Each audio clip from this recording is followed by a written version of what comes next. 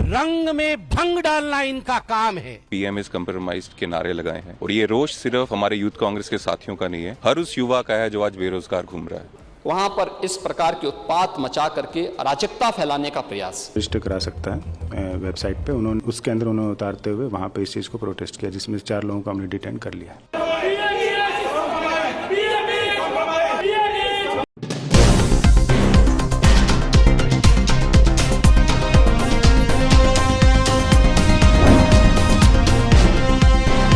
नमस्कार, आप देख रहे हैं द संकेत लाइव और मैं हूं तमन्ना। आज हम विस्तार से बात करेंगे उस घटनाक्रम की जिसने एआई समिट 2026 को राजनीतिक टकराव का केंद्र बना दिया है और जिसके बाद देश की सियासत में आरोप प्रत्यारोप का नया दौर शुरू हो गया।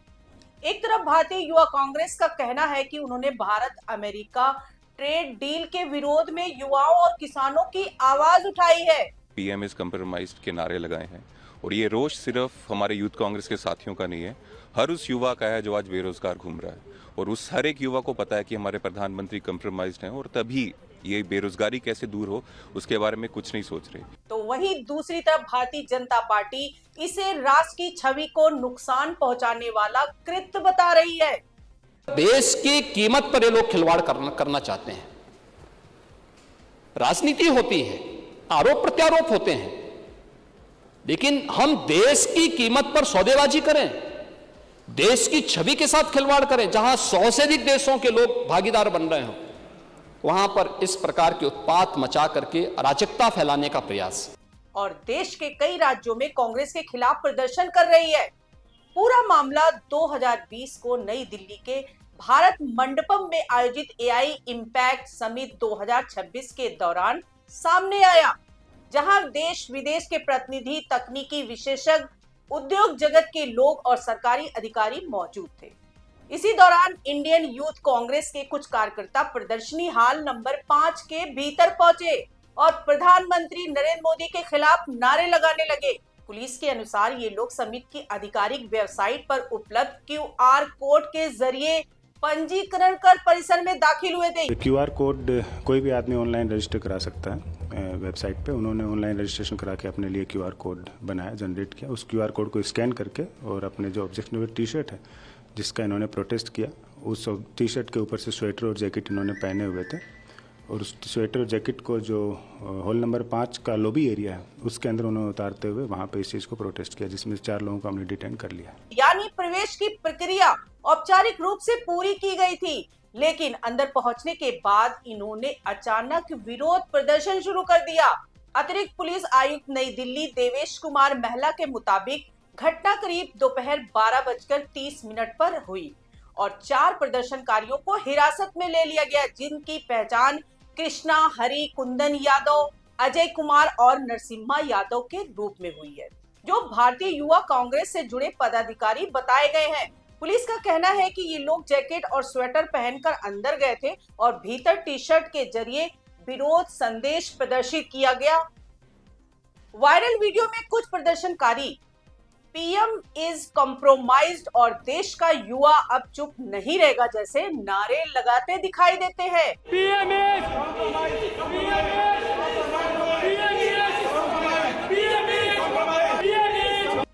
एक अन्य वीडियो में वे एआई समिट की बैंक ड्राफ्ट के सामने खड़े होकर नारे लगा रहे हैं। इस दौरान कुछ समय के लिए अफरा तफरी का माहौल बन गया। हालांकि पुलिस ने तुरंत हस्तक्षेप कर उन्हें बाहर निकाल लिया और तिलक मार्ग थाने ले जाया गया। अधिकारियों का कहना है कि कानून व्यवस्था भंग करने की अनुमति किसी को नहीं दी जाएगी और उचित कार्रवाई की जाएगी। इस घटना के बाद भाजपा ने देश के कई हिस्सों में कांग्रेस के खिलाफ प्रदर्शन शुरू कर दिए। दिल्ली में कांग्रेस मुख्यालय के बाहर भाजपा युवा मोर्चा के कार्यकर्ता पोस्टर लेकर नारेबाजी करते दिखे, जिनमें राहुल गांधी पर देशद्रोह जैसे आरोप लगाए गए। The traitors of the highest order, देश के सबसे बड़े गद्दार, रंग में भंग डालना इनका काम है।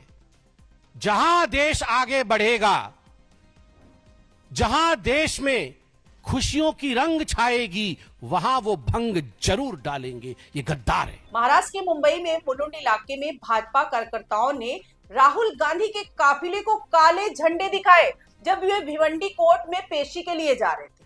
यह पेशी 2014 के लोकसभा चुनाव प्रचार के दौरान राष्ट्रीय स्वयं सेवक संघ पर की गई टिप्पणी से जुड़े हुए मामले में थी। गुजरात के सूरत में भाजपा कार्यकर्ताओं ने कांग्रेस का पुतला दहन किया और जम्मू कश्मीर में भी विरोध प्रदर्शन हुए। भाजपा प्रवक्ता प्रदीप भंडारी ने इसे राष्ट्र विरोधी कृत्य बताते हुए कहा कि यह विश्व स्तरीय एआई समिट था जिसमें 100 से अधिक देशों के प्रतिनिधि भाग ले रहे थे और ऐसे मंच पर इस तरह का हंगामा भारत की वैश्विक छवि को नुकसान पहुंचाता है। उन्होंने राहुल गांधी और गांधी परिवार से सार्वजनिक रूप से माफी की मांग भी की। वहीं उत्तर प्रदेश विधानसभा में मुख्यमंत्री योगी आदित्यनाथ ने भी इस घटना की कड़ी निंदा करते हुए कहा कि भारत की वैश्विक प्रतिष्ठा को ठेस पहुंचाने की कोशिश की गई है। देश की कीमत पर ये लोग खिलवाड़ करना चाहते हैं। राजनीति होती है, आरोप प्रत्यारोप होते हैं, लेकिन हम देश की कीमत पर सौदेबाजी करें, देश की छवि के साथ खिलवाड़ करें, जहां 100 से अधिक देशों के लोग भागीदार बन रहे हो, वहां पर इस प्रकार के उत्पात मचा करके अराजकता फैलाने का प्रयास और जिम्मेदार लोगों के खिलाफ सख्त कार्रवाई होनी चाहिए। वहीं दूसरी ओर भारतीय युवा कांग्रेस के राष्ट्रीय अध्यक्ष उदय भानु चिब ने प्रदर्शन का बचाव करते हुए कहा कि ये लोकतांत्रिक और शांतिपूर्ण विरोध था। उनका कहना है कि पीएम इज कॉम्प्रोमाइज्ड कोई व्यक्ति हमला नहीं बल्कि उस कथित ट्रेड डील के खिलाफ राजनीतिक संदेश है। चिब ने कहा कि IYC-AI समिट के खिलाफ नहीं बल्कि भारत के हितों से किसी भी तरह के समझौते के खिलाफ है और जब सड़कों पर विरोध की अनुमति नहीं मिलती तथा सोशल मीडिया पोस्ट हटाए जाते हैं तो युवाओं के पास अपनी आवाज उठाने के लिए सीमित विकल्प रह जाते हैं। उन्होंने ये भी कहा कि लोकतंत्र में असहमति जताना अधिकार है और युवाओं को चुप नहीं कराया जा सकता। इस पूरे विवाद ने कई अहम सवाल खड़े कर दिए। पहला सवाल सुरक्षा और प्रोटोकॉल का है कि अंतरराष्ट्रीय स्तर के आयोजन में QR कोड आधारित पंजीकरण व्यवस्था कितनी सुरक्षित है और क्या भविष्य में प्रवेश प्रक्रिया को और सख्त किया जाएगा। और दूसरा सवाल लोकतांत्रिक मर्यादा का है कि क्या अंतरराष्ट्रीय मंच पर इस तरह का विरोध उचित है या इससे देश की छवि प्रभावित होती है। और तीसरा सवाल राजनीतिक नैरेटिव का है जहां भाजपा इसे राष्ट्र की प्रतिष्ठा पर हमला बता रही है, वहीं कांग्रेस इसे युवाओं के गुस्से और लोकतांत्रिक अधिकार का प्रतीक कह रही है।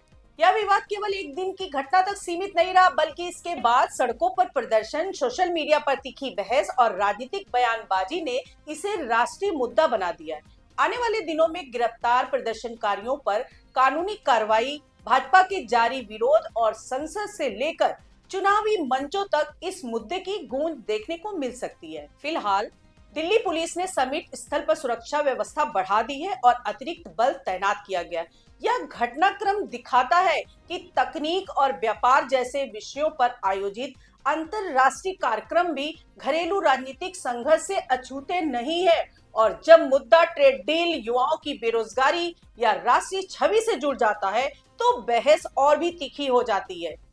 अब देखना होगा कि ये मामला कानूनी प्रक्रिया और राजनीतिक विमर्श में किस दिशा में आगे बढ़ता है। आज के लिए इतना ही। नमस्कार दोस्तों।